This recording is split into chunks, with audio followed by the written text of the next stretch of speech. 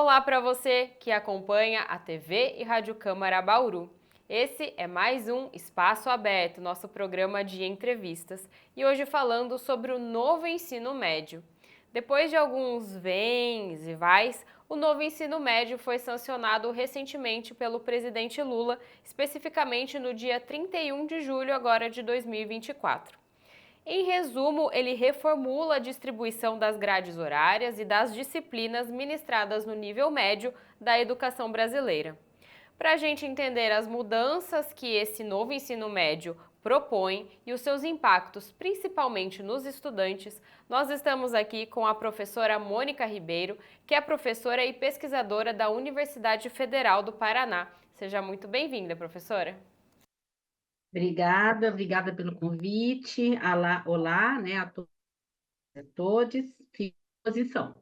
Então vamos entender um pouquinho desse assunto e essas primeiras perguntas realmente são para a gente se situar sobre o novo ensino médio, porque ele já tem aparecido nas conversas há algum tempo, né? Mas para a gente entender o que foi sancionado agora, quais as principais mudanças, com quais objetivos e quando essas mudanças começam a valer no ensino médio brasileiro? Bom, na verdade, o que tem se chamado de novo ensino médio recentemente é algo que inicia lá em 2016. Né? Em 2016, quando o presidente Temer assume, após o impeachment da presidenta Dilma, há então a publicação de uma medida provisória, a MP 746, alvo de muita polêmica naquele momento, né? A imprensa, inclusive, noticiou bastante, aconteceram aquelas ocupações de escolas, entidades científicas, os sindicatos docentes, todos se manifestaram com preocupações com relação àquelas mudanças. Eram mudanças bastante significativas na lei, na principal lei da educação, que é a Lei de Diretrizes e Bases, né, a LDB, e a partir daquela medida provisória, se o Congresso Nacional aprovou a Lei 13.415. Esta lei é que foi agora alterada pelo Congresso Nacional e sancionada pelo presidente Lula. Mas por que que foi uma nova mudança, né? Assim, por que que uma lei que começou a ser implementada em 2022, já em 2024 é alterada? Isso tem muito a ver com aquelas queixas que já, né, mencionei em 2018, em 2016 e 2017, a partir da medida provisória. O principal problema, né, são muitos, na verdade, depois as pesquisas acabaram confirmando, né, nós temos quase 300 artigos publicados sobre esse assunto nos últimos anos, para vocês terem uma ideia do quanto isso impactou a educação no Brasil, né?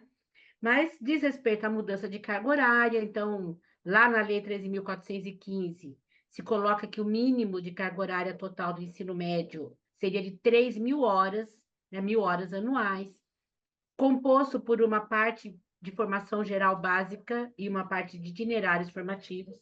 Isso já foi visto com preocupação, porque naquele momento se colocava que o máximo para a formação científica básica de todos, né, de todas as jovens, seria de até 1.800 horas, havendo, portanto, uma redução, porque o ensino médio que a gente cursou, né, tinha 2.400 horas, toda ela voltada a uma formação comum. E o restante seria ali para os ditos itinerários, que acabou ainda sendo, né, agravada essa situação quando cada rede estadual do Brasil regulamentou isso de um jeito diferente. E acabou com que essas 1.200 horas ficassem com disciplinas eletivas bastante confusas, com nomes bastante estranhos e sem base científica. A imprensa foi noticiando isso, né? Sem garantia das tais escolhas, porque a grande propaganda do novo ensino médio era isso, né? Cada estudante vai poder escolher o que vai cursar conforme os seus interesses, e de fato não se asseguraram, né, as referidas, as ditas escolhas, o que acabou levando no primeiro ano do governo Lula, já em março de 2023, a uma série de manifestações por parte dos estudantes que foram às ruas, sindicatos docentes, entidades científicas. O MEC faz aí uma consulta pública, desnecessária na minha avaliação, porque já havia pesquisas suficientes acadêmicas, pesquisas sérias mostrando nos estados que era um problema enorme para os professores, para os estudantes, mas esse processo iniciado na consulta pública, que termina em agosto, setembro do ano passado, levou o Ministério a fazer um projeto de lei, que daí foi para o Congresso Nacional, teve uma tramitação bastante complicada, porque o relator Mendonça Filho, de início, quis retomar a medida provisória publicada por ele quando era ministro do Temer, houve uma reação de imediato, se fez algumas alterações no projeto de lei do MEC, aprovado, vai para o Senado, sofre novas alterações, volta para a Câmara, muda novamente para o que era, e o fim dessa história, que eu já me alonguei aqui na resposta, foi o que o Lula sancionou. Né? A partir daquilo que o Congresso Nacional apresentou, o presidente Lula sanciona, então, uma lei, é a Lei 14.945, de 2024, que a gente brinca, é o novo ensino médio, é o neném, é o novo ensino médio de novo, é a reforma da reforma da reforma. Mas o fato, para finalizar essa primeira questão, é que o que altera mesmo é a carga horária de formação geral básica. E esse é o único aspecto positivo da lei. Daquelas 1.800 horas no máximo que eu havia mencionado, a lei agora fala em 2.400 horas mínimas para a formação geral básica, para a formação científica básica dos estudantes. É apenas isso, né? Assim, a grande mudança a partir de 2025 é que essa formação geral básica precisará não mais ser de 1.800 horas, mas ser um mínimo de 2.400, dependendo ainda de regulamentação nacional, pelo Conselho Nacional de Educação, e dos estados também, né? As redes estaduais, no seu grau de autonomia, também irão fazer as suas mudanças. Havia também uma preocupação em relação à oferta de algumas disciplinas, com um enfoque maior em algumas, um enfoque menor em outras disciplinas. Teve alguma mudança nesse sentido? Algumas disciplinas foram excluídas, adicionadas, ou receberam realmente uma carga horária maior ou menor? Então, a diferença da lei anterior, 13.415, para esta, é que na lei anterior do novo ensino médio, se colocava na própria lei que somente a língua portuguesa e a matemática eram obrigatórias, e nos 3 anos do ensino médio. Isso é uma das causas, a partir das quais cada estado fez de um jeito e acabou diminuindo muito a carga horária das demais disciplinas. Em média, 40% da carga horária de sociologia, de biologia, acabaram sendo reduzidas para incluir as ditas trilhas, rotas, eletivas, etc. O que causou um grande problema, porque, por exemplo, professores, né, formados numa licenciatura, acabaram forçosamente a ter que assumir essas coisas, muitas delas que eu chamo de quinquilharias, né, brigadeiro gourmet, o que rola por aí, minha vida é um flash, estudante preocupado com o Enem, com o vestibular, com o preparo para o trabalho, tendo aulas de coisas absolutamente desnecessárias para a sua vida. E por isso que, evidentemente, houve essa manifestação. O que a lei traz agora, ela não diz mais que somente língua portuguesa e matemática serão obrigatórias nos 3 anos. Ela coloca o conjunto de componentes curriculares organizado nas áreas do conhecimento, como sendo, né, obrigatórias essas áreas, e coloca que também os ditos itinerários formativos, que agora terão aí, em média, 600 horas, não mais 1.200, serão itinerários de aprofundamento das áreas do conhecimento. Claro que isso é mais interessante do que deixar tão solto como está. A questão é que não se coloca carga horária mínima para nada. Isso vai ficar a cargo dos estados novamente, que pode manter o formato que está hoje, né? Que terá que alterar a carga horária da formação geral obrigatória, essa sim, para 2.400 horas. Agora, dentro dessa carga horária, a lei não especifica o mínimo para cada disciplina ou componente curricular. Diz que ele tem que estar lá. Se sociologia vai estar em 1 ano, em 2 ou 3, isso a lei não diz. Então, a gente está aguardando a resolução do Conselho Nacional de Educação para ver se vem alguma orientação a respeito disso, porque a lei aprovada não diz nada disso. É um equívoco dizer que o Lula sancionou torna obrigatório 13 disciplinas. Isso não é verdade, né? Os componentes curriculares serão oferecidos, mas se haverá uma hierarquia entre eles, mais carga horária para uma ou para outra, isso nós não podemos afirmar, porque a lei não trata, né, na minúcia da grade curricular, da composição curricular. Bom, esse novo ensino médio, como a senhora comentou, já está aí começando a valer desde 2022. Agora houve essa lapidação que pode começar a valer a partir do ano que vem. Então, o que a gente pode esperar de impactos dessa mudança, principalmente para os estudantes?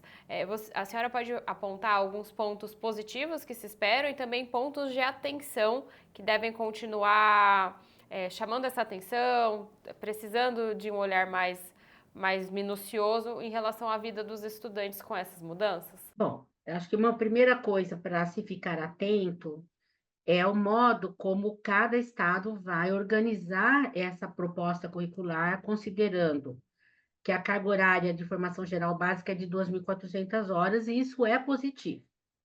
Porém, um problema que está já nesta lei sancionada pelo presidente Lula é que para estudantes que forem cursar o itinerário da formação técnica e profissional, a sua formação geral básica poderá ser reduzida para 2.100 horas, ou até para 1.800, validando parte da formação básica para o itinerário de formação técnica. Esse é um ponto de atenção.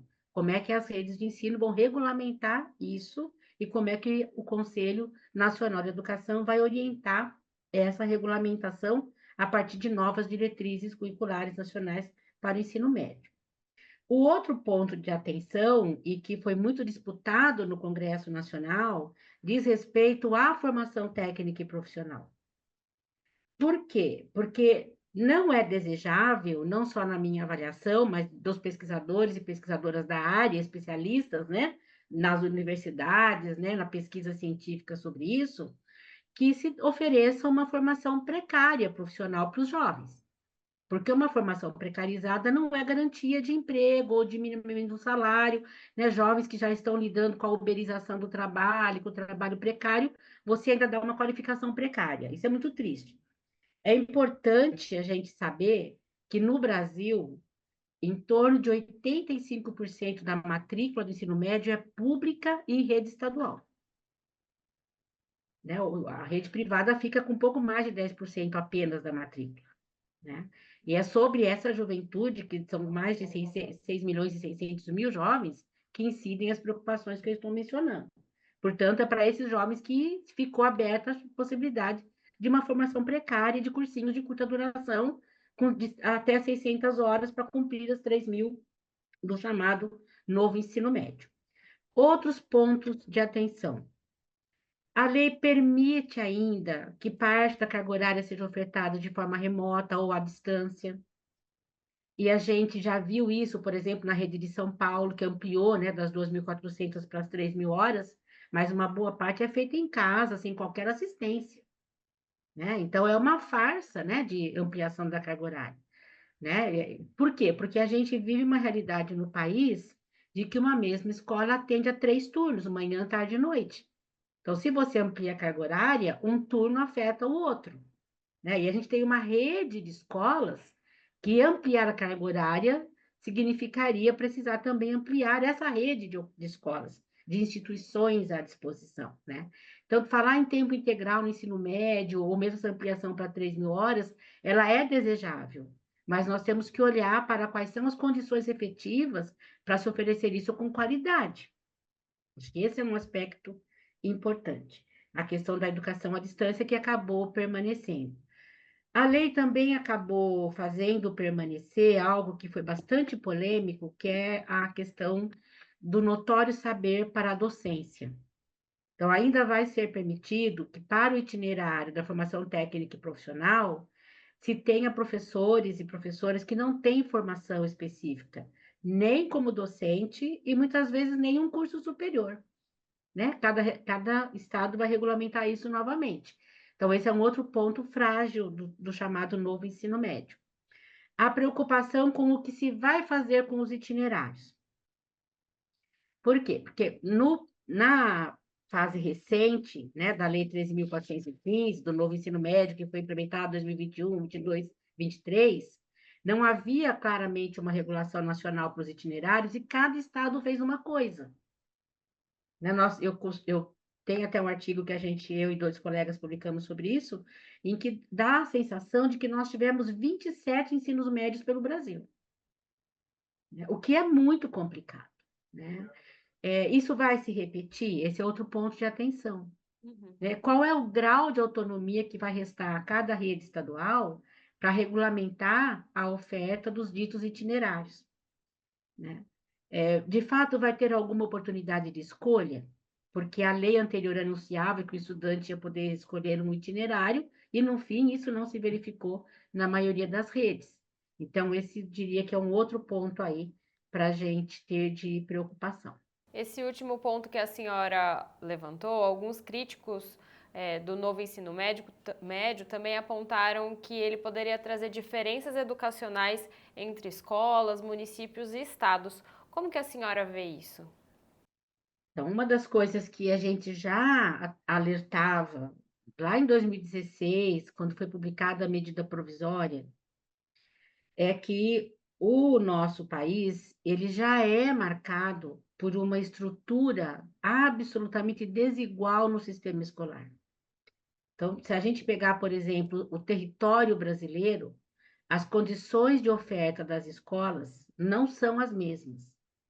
Muitas vezes essa desigualdade ela é gritante. As condições, por exemplo, a quantidade de profissionais da docência que dão aula em componentes curriculares para os quais não são formados é imensa no Brasil. As condições de acesso, nós temos em torno de 3 mil municípios que têm uma única escola de ensino médio. E outros que não têm escolas de ensino médio, que estudantes viajam para outras cidades. Né? E mesmo você colocando um padrão curricular mínimo, como é o caso da Base Nacional Comum Curricular da BNCC, ao invés disso dirimir as desigualdades, isso pode ampliar as desigualdades. Porque não é você ter um texto curricular único que acaba com desigualdades estruturais. Então, escolas mais precárias têm mais dificuldade em alcançar os objetivos que lá estão traçados. Então, essa é a realidade brasileira. E o novo ensino médio, além de se guiar pela BNCC, e ele ainda traz essa condição da flexibilidade curricular, que é oferecida muitas vezes de forma bastante precarizada também, né, na maior parte das escolas, isso também é um elemento de agravamento das desigualdades educacionais.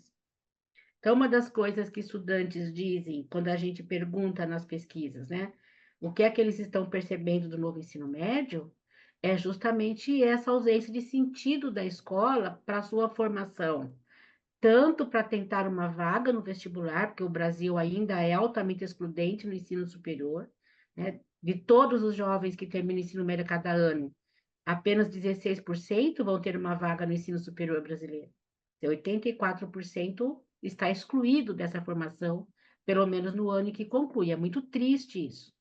E aí você ter uma estrutura tão desigual, em que uma política nacional curricular pode acentuar essas desigualdades, é algo bastante preocupante. Né? Não só para pensar o preparo para o ensino superior, mas também o preparo para o trabalho, porque muitas redes acabam ofertando a formação técnica e profissional em parceria com empresa privada, de forma remota, sem qualquer garantia de habilitação profissional. Né? Então, para os estudantes, esse conjunto de preocupação é explicitado por eles e é mostrado, né, como evidência nas pesquisas como um fator que impulsiona as desigualdades educacionais já existentes no país. E agora, para a gente entender o dia a dia dessas mudanças, como tem sido a preparação das escolas, dos professores, para efetivar esse novo ensino médio? Vocês que, inclusive, são pesquisadores do tema, recebem comentários, feedbacks dessa comunidade escolar sobre como tem sido essa experiência na prática? Então, as pesquisas mostram isso, e não só pesquisas em São Paulo ou aqui no Paraná, né?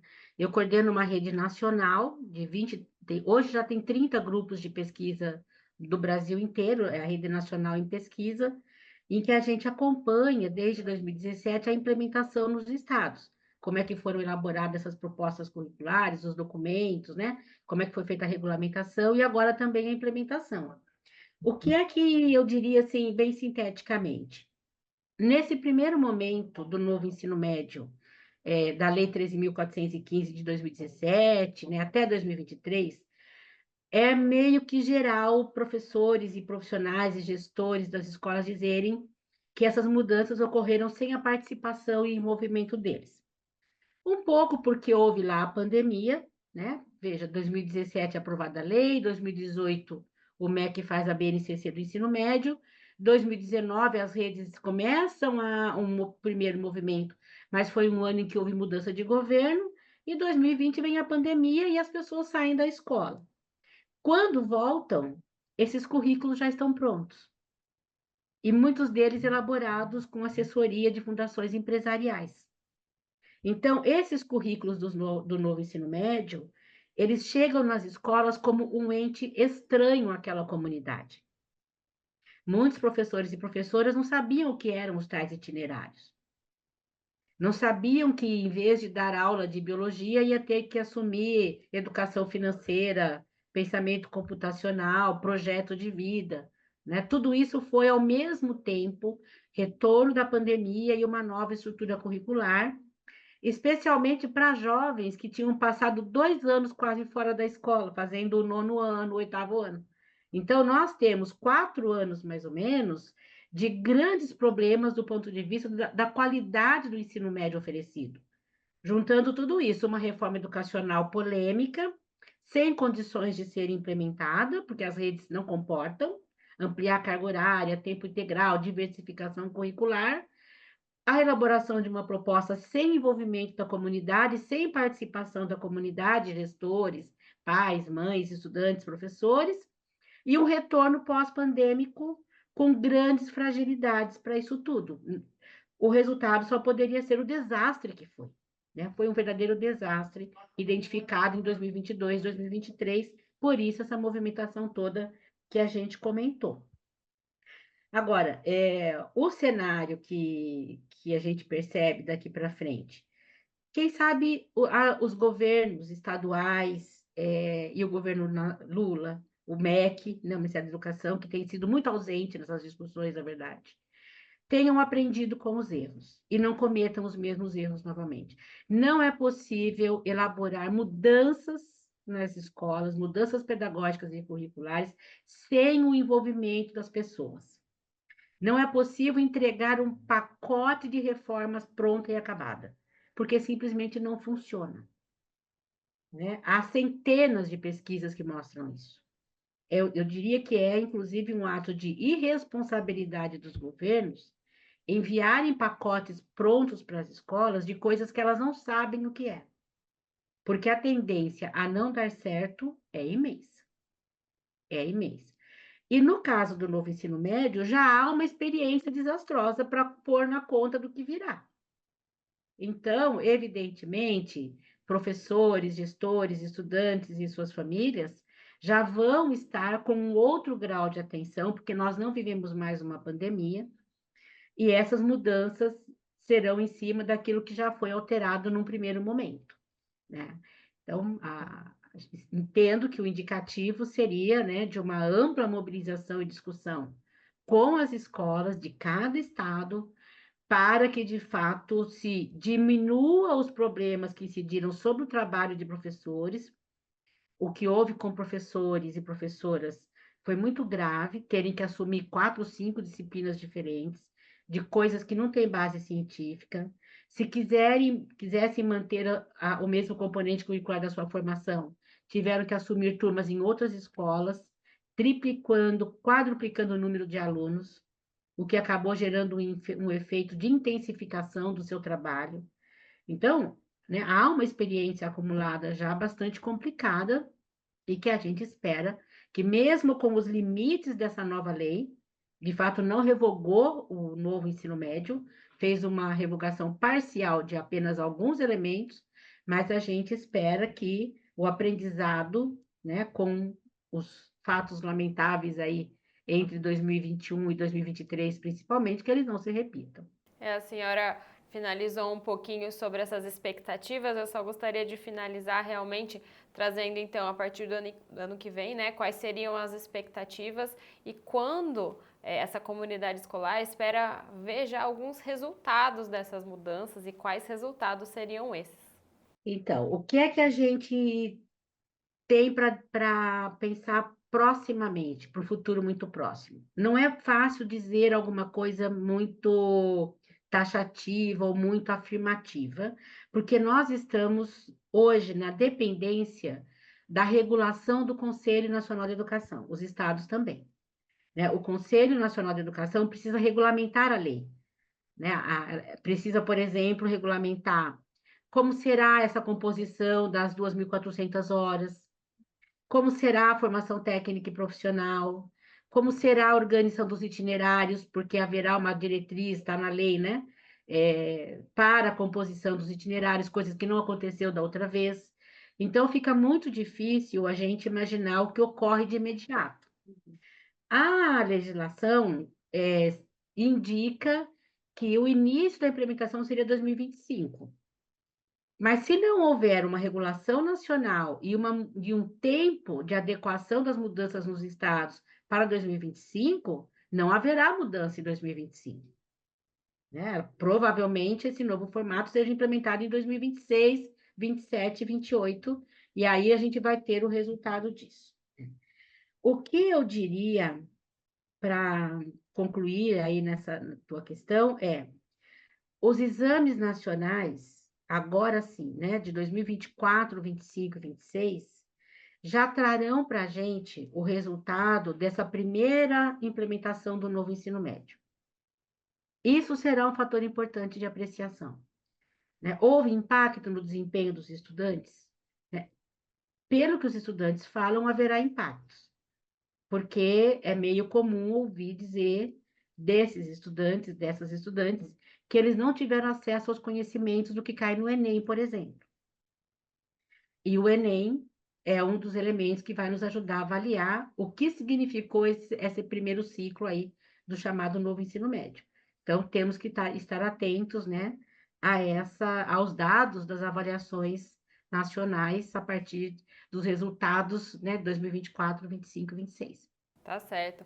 Muito obrigada, professora Mônica Ribeiro, falando desse assunto bem complexo aqui de uma maneira rápida para quem está assistindo. Então, obrigada pela sua participação e obrigada a você também que acompanhou esse espaço aberto falando do novo ensino médio com a professora Mônica Ribeiro, professora e pesquisadora da Universidade Federal do Paraná. Então, obrigada. Esse conteúdo fica disponível no YouTube, na TV e na Rádio Câmara Bauru. Até a próxima!